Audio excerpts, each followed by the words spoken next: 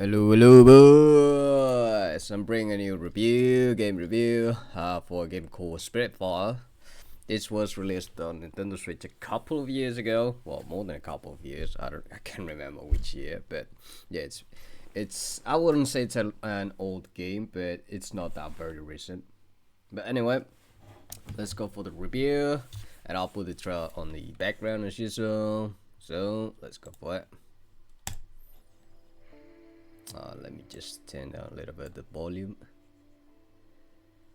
And let's go. So I finished Spiritfarer on Switch. I think it's a 7.5 out of 10 game. It's a tribute to death and life. Headless a gem weighted down. It has about 10 to 15 hours of unnecessary gameplay, no exaggeration. There's a pacing problem in here. The pacing is awful because on many occasions you find yourself running back and forth like a headless chicken, revisiting the same places for a single task. This happens either because certain requests don't activate until much later, or because the game insists on being a sort of a Metroidvania, requiring specific abilities to access a crucial spot on an already visited island that is essential for character's progression. Then there's the whole farm, resource, and activity management system, which, instead of becoming more streamlined or automated as time goes on, just keeps piling on more and more tasks. Duel and building upgrades are left for the very end, far too late in the game. And then there's some unnecessary spirits. Certain spirits or characters, in my opinion, are unnecessary. They add little to nothing, even if they have a sad and emotional backstory.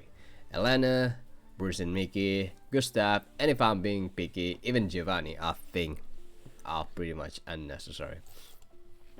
A world full of love and charm. And then it's a shame because there's so much charm and love in the story. The presentation, the animations, and the variety of minigames.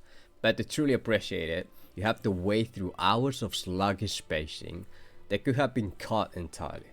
The introduction, development, and farewell of Atul, Gwen, and Summer, the first spirits you encounter, are arguably the ones that hit the hardest emotionally due to the integration into the main story. And those are standout moments.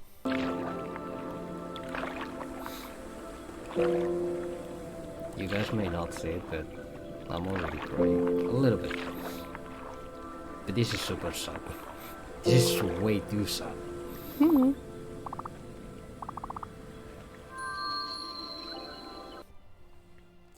The emotional impact then is just a matter of sitting down, taking a deep breath, grabbing a pillow, and crying because, oh god.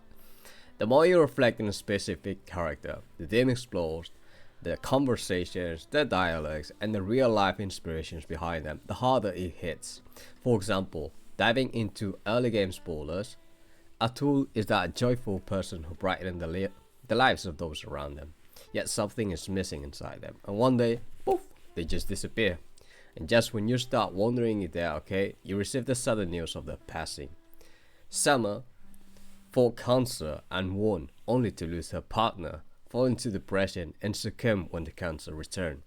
The game presents her struggle symbolically through confronting a dragon, one she wants to defeat it, but ultimately accepts she can no longer fight.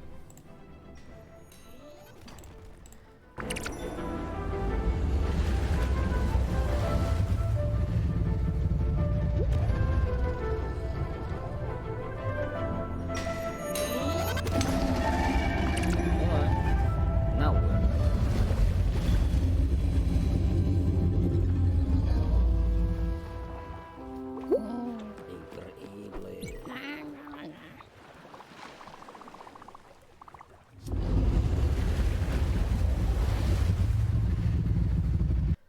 And final thoughts.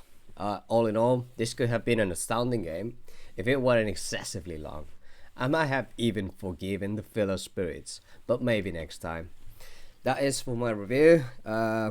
This is another game that I finished into my Switch backlog, which is right now is at 284 and could increase because I'm trying to look for Princess Peach game, but we'll see if I can get into that. Anyway, that's it for me, and I'll see you in the next one. Ciao.